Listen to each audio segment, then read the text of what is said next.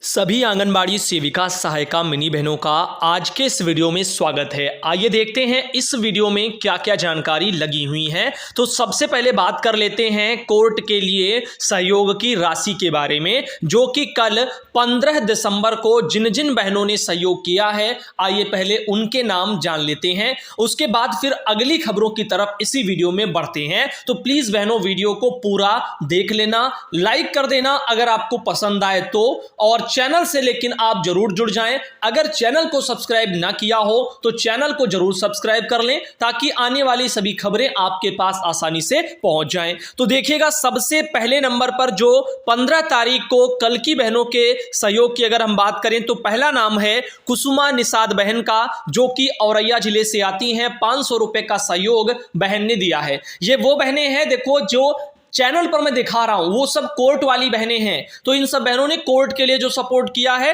वो वाली लिस्ट में आपको बता रहा हूं, और यहां पर एक एक करके डेली की डेली लाता जाता हूं। जैसे कि आज जो 15 तारीख की देख रही हैं आप, कल की यानी, तो ऐसे जो आज जिन बहनों का सबका आ जाएगा तो रात 12 बजे या सुबह के टाइम तक वो रेडी कर पाते सुनील भाई, उसके बाद हमको भेज देते हैं और फिर हम आपको दिखाते हैं। अब देखो, मंजू सचान बहन है जो कि बहराइच से आती हैं, और मंजू बहन ने 1001 रुपए का सहयोग भेजा है बहराइच से। सुनीता यादव बहन है, जौनपुर से आती हैं, 500 रुपए का सहयोग इन्होंने भेजा है। ओमवती बहन है जो कि कासगंज से आती हैं, 500 रुपए का सहयोग इन्होंने दिया है। विद्या देवी बहन है, उन्नाव से आती हैं, 200 रुपए का सहयोग इन्होंने दिया है। कांति देवी बहन है, उन्नाव से आती हैं, 100 रुपए का सहयोग इन्होंने दिया है। पुष्पा उपाध्याय बहन है, मऊ जिले से आती हैं, 300 रुपए का सहयोग इन्होंने दिया है। शिप्रा देवी बहन है, सिद्धार्थ नगर से आती हैं, 200 रुपए का सहयोग इन्होंने दिया है। सीलम देवी बहन है, इटावा से आती हैं, 250 रुपए का सहयोग इन्होंने दिया है। पुष्पलता बहन है, बिजनौर से आती हैं, 200 रुपए का सहयोग इन्होंने दिया है। गुड्डी देवी बहन है, लखीमपुर खीरी से आती हैं, 500 रुपए का सहयोग इन्होंने दिया है। तारा देवी बहन है, तारा देवी गौतम है, श्रावस्ती जिले से आती हैं, 100 रुपए का सहयोग इन्होंने दिया है। माया देवी बहन है, फतेहपुर से आती हैं, 300 रुपए का सहयोग इन्होंने दिया है। विमला देवी बहन है, उन्नाव से आती हैं, 300 का सहयोग इन्होंने दिया है। सुदामा विश्वकर्मा बहन है जो कि अमेठी से आती हैं, 200 रुपए का सहयोग इन्होंने दिया है। शशि बाला बहन है, संभल जिले से आती हैं, 500 रुपए का सहयोग इन्होंने दिया है। बिंदश्री लिखा हुआ है नाम, औरैया से आती हैं, 500 रुपए का सहयोग इन्होंने दिया है। मदीना खातून बहन है, बांदा जिले से आती हैं, 200 रुपए का सहयोग इन्होंने किया है। गीता त्रिपाठी बहन है, महाराजगंज से आती हैं, 200 रुपए का सहयोग इन्होंने किया है। अर्चना जो है ककोरा नाम लिखा हुआ है, औरैया से आती हैं, तो अर्चना ककोरा जो कि औरैया से 500 रुपए का सहयोग इन्होंने किया है। कुसुम गिरी बहन है, अमरोहा जिले से आती हैं, 500 रुपए का सहयोग इन्होंने किया है। कुसुम भदौरा बहन है,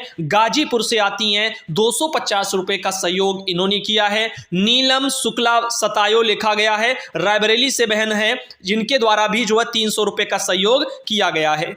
आगे है ममता देवी बहन जो कि महोबा से आती हैं, 500 रुपए का सहयोग इन्होंने किया है। तो कुल 24 बहनें हैं जिन्होंने कल जो है 15 तारीख को सपोर्ट सुनील भाई जी को कोर्ट के लिए भेजा है। उन सब बहनों के नाम आपने देखे हैं। अब मान लो किसी भी बहन ने अगर कल भेजा हो, उनके इस लिस्ट में नाम ना हो, तो उसका कारण समझ लेना। हो सकता है आपने स्क्रीनशॉट को सुनील भाई जी को ना भेजा हो, तो पैसा भेजने के बाद मैंने 20 बार कहा है कि सुनील भाई जी को उसका स्क्रीनशॉट भी भेज दो। जो भी पैसा आप सुनील जी के अकाउंट में कोर्ट के लिए दे रहे हैं, उसका स्क्रीनशॉट उनके व्हाट्सएप नंबर पर दे दो, और साथ ही साथ जो है अपना नाम पता भी उनको भेज दो, ताकि इसी तरीके से आपका नाम, जिले का नाम वो लिख पाए, और ताकि आपका भी उसमें शामिल हो जाए। उम्मीद यही करते हैं कि सबका शामिल हो जाता है, इसलिए थोड़ा लेट बन के लिस्ट आती है, लेकिन फिर भी कोई रह जाए तो कम से कम उनको अवगत करा दे और अपना स्क्रीनशॉट भेज दो, नाम भेज दो, और फिर जो है वहां पर चीजें आपका भी इसमें नोट डाउन हो जाएगा।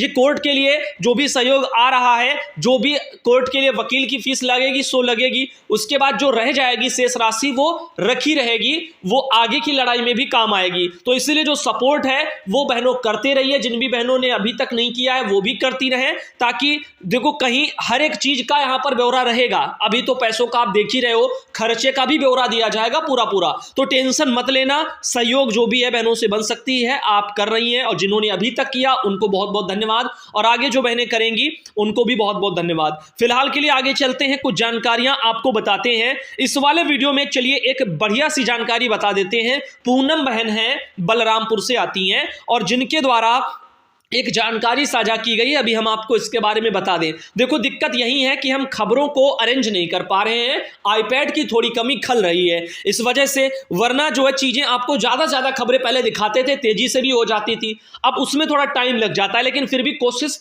जारी है, खबरें रुकी नहीं है, देर से ही सही और धीरे ही सही, लेकिन पहुंचाने का काम तो कर ही रहे हैं। इधर देखिएगा, ये बहन ने इसमें लिखा कि कल और परसों सभी कार्यकर्ती अपने केंद्र पर रह करके केंद्र का संचालन करेंगी। कल निदेशालय से अधिकारी निरीक्षण करने के लिए आ रहे हैं। इन दोनों ही दिन किसी को अवकाश नहीं मिलेगा। सभी अभिलेख के साथ अपनी सहायिका के साथ यूनिफॉर्म में केंद्र पर 2 बजे तक रहना है। वजन machine, pre school kit, books, सभी सामग्री केंद्र पर होनी चाहिए। मुझे किसी भी प्रकार की लापरवाही नहीं होनी चाहिए, अन्यथा कार्रवाई के लिए तैयार रहिएगा, किसी को अवकाश भी नहीं मिलेगा।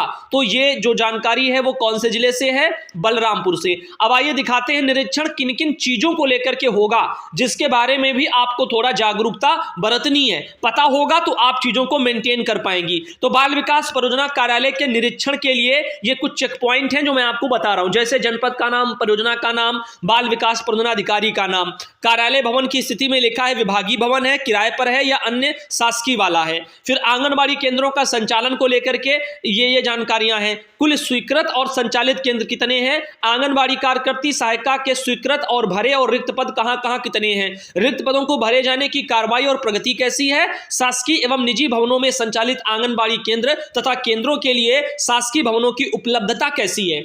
तो ये चीजें हैं। अब वही चीजें ना अंडरलाइन नहीं कर पा रहा हूं, जो है कलर जो पहले कर देता था, जितना मैं पढ़ता जाता था उतना अंडरलाइन करता जाता था, तो आप लोगों को पता भी चलता था कि हाँ यहां पर का ये दिखा रहे हैं, तो वो चीजें थी। लेकिन फिलहाल टेंशन मत लेना, थोड़े ही दिनों के बाद चीजें हो जाएंगी। कोशिश करूंगा कि जो है इस दिसंबर महीने में अगर नहीं हो पा रहा है कोई दिक्कत नहीं, जनवरी से कोशिश करूंगा कि तब तक मैं जनवरी में खरीद लूं, थोड़ा बहुत इधर उधर से इंतजाम कर लूंगा और मंगवा लूंगा, बाकी इधर उधर से लेकर के भी काम चला लूंगा। तो जैसा होगा, बाकी आप सब बहनों ने, काफी बहनों ने सहयोग किया है, उससे थोड़ा बहुत हो जाएगा, और जो भी बहनें आगे करेंगी उससे हो जाएगा। अनुपूरक पुष्टाहार एवं हार्ड कुक्ड योजना, इसके बारे में देखो यहां पर भी पूछ सकते हैं, जैसे कि अनुपूरक पुष्टाहार की प्राप्ति, वितरण और अवशेष, इसका भौतिक स्थिति का पोषाहार पंजिका से मिलान किया जाएगा, उससे मिलाया जाएगा रजिस्टरों से कि कहां गया, यानी जो भी आपने प्राप्त किया, जितना आपने वितरण किया और अवशेष रह गया, उन सब का भौतिक रूप से देखा जाएगा, यानी वहां देखा जाएगा मौजूदा समय में।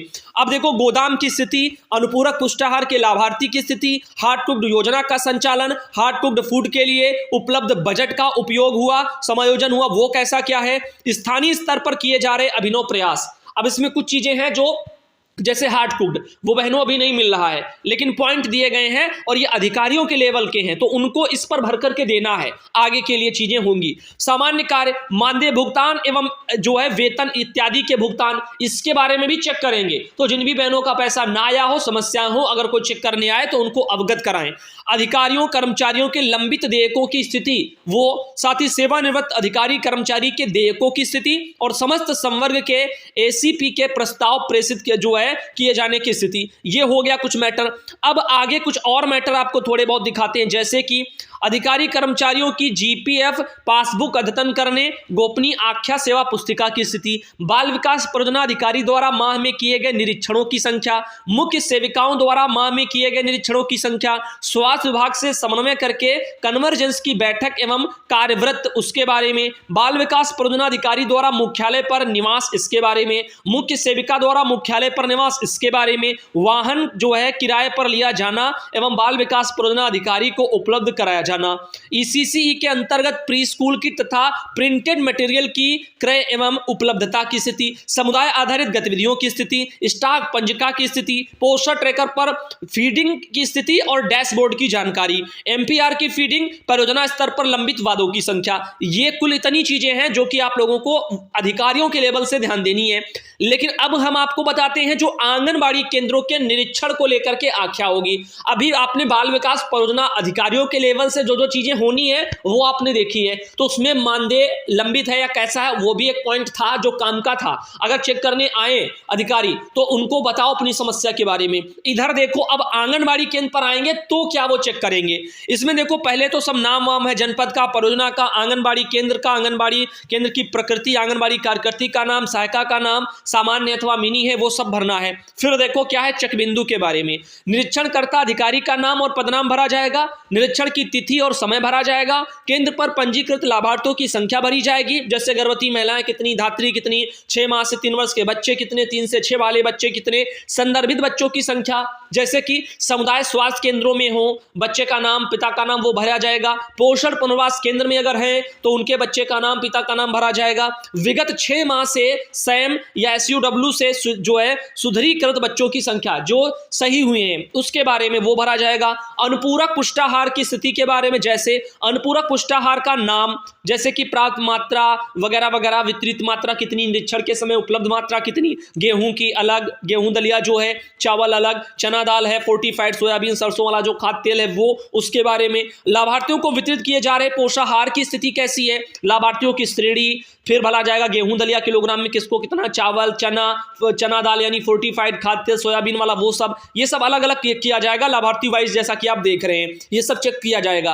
आगे आंगनबाड़ी केंद्र भवन की स्थिति, आंगनबाड़ी केंद्र जहां संचालित है यदि भवन में किसी भी प्रकार की मरम्मत की आवश्यकता है तो उसका उल्लेख निरीक्षण टिप्पणी में करें। तो जैसा कि अगर आए चेक करने, अगर केंद्र पर मरम्मत की आवश्यकता हो तो जरूर भर करके दें। और कैसा केंद्र है, विभागीय भवन में है, प्राथमिक विद्यालय में है, सामुदायिक भवन में है या किराए पर है, जैसा भी हो वो भी भरना होगा। आधारभूत सुविधाओं की उपलब्धता एवं स्थिति, उपलब्ध अथवा अनुपलब्ध, यदि उपलब्ध है तो क्रियाशील है अथवा अक्रियाशील है, जैसा कुछ हो स्पष्ट लिखा जाएगा। विद्युत के बारे में, स्वच्छ पेयजल के बारे में, शौचालय के बारे में, ये चीजें भरी जाएंगी। अगले वाले पेज पर आते ताकि आपको और अच्छे से इसको हम दिखा पाए। अब देखो क्या है, फिर है वजन मशीन की उपलब्धता की स्थिति, और अगर उपलब्ध है कि नहीं है वो सब उसके बारे में भरा जाएगा, है तो क्या क्रियाशील है कि नहीं है। तो आपकी बेबी वजन मशीन, इन्फेंटोमीटर, और आपका वयस्क वजन मशीन स्टेरियोमीटर, विभागीय और निजी, जिस तरह से आंगनबाड़ी के पास अगर स्मार्टफोन है तो वो वहां पे भराया जाएगा। पोषण ट्रैकर पर लाभार्थियों की समूह की फीडिंग की जानकारी, उसके बारे में सब जो है देखा जाएगा। तो यहाँ पर जो है मेजरिंग इफिशियंसी भरी जाएगी, आधार वेरीफाइड बेनिफिशियरी भरे जाएंगे जिनका आधार वेरीफाई हो चुका है, होम विजिट भरा जाएगा, सप्लीमेंट्री वगैरह वो भरा जाएगा। तो ये जो भी उनको दिया जाता है, और आपको पता है जैसे खाद्यान्न में केवल जो है वो कच्चा राशन वाला टाइप का आता है, तो पोषक हस्तक्षेप में शायद उसका होता है, वहां से वो पोषण ट्रैकर पर भी भरा जाता है। अब देखो यहाँ पर आगे क्या है, जैसे कि यहाँ पर केंद्र पर ECC मटेरियल, उसमें क्या क्या है, उपलब्ध में क्या है, क्या प्रयोग में है, प्री स्कूल किट हो गया, ECC सामग्री हो गई, पोषण मैनुअल हो गया, इनके बारे में, ECC जो है क्रियान्वयन को लेकर के, जैसे कि अधिकतम स्तर है उनके बारे में, 5 से 6 वर्ष के बच्चों में 1 से 10 अंकों का ज्ञान, अक्षर ज्ञान क्या उनको आता है उसके बारे में सब भरा जाएगा। 3 से 5 वालों के बीच में रंग, पशु पक्षी, फल सब्जी, आकृति की पहचान, कविता दोहराना, ये सब इसके बारे में जो जैसी स्थितियां हो बच्चों की वो भरा जाएगा। समुदाय गतिविधियों की स्थिति उसके बारे में भरा जाएगा। योजनाओं के लाभार्थियों का फीडबैक लिया जाएगा, निरीक्षणकर्ता अधिकारी का टिप्पणी बिंदु जो है वो सब लिया जाएगा और ऐसे भर करके ये जाएगा। और यहां पर निरीक्षणकर्ता अधिकारी का नीचे हस्ताक्षर होगा। तो ऐसे कुछ निरीक्षण होते हैं और ऐसे पूरा इसका प्रारूप रहता है। तो फिलहाल के लिए बहनों हम इस वाले वीडियो को यही रखते हैं और कोशिश करूंगा 3 बजे, अभी थोड़ी देर बाद 3 बजे मैं फिर आपको ऑल इंडिया पर मिल जाऊंगा। तो देखो जो वीडियो के टाइम है वो मैं आपको सेट कर देता हूं। देखो सुबह अब हम थोड़ा शरीर पर भी अपने फोकस कर रहे हैं, स्वास्थ्य गड़बड़ रहता था इसलिए जिम मैंने शुरू कर दी है। तो अब बताना चाहूंगा कि सुबह 7 बजे का जो वीडियो है वो तो आपको पूरे जो है रेट टू रेट टाइम पर, यानी सेम टू सेम उसी टाइम पर 7 बजे आपको मिल जाएगा, ठीक। और शाम 7 बजे वाला भी जो है आपको टाइम से ही मिल जाएगा।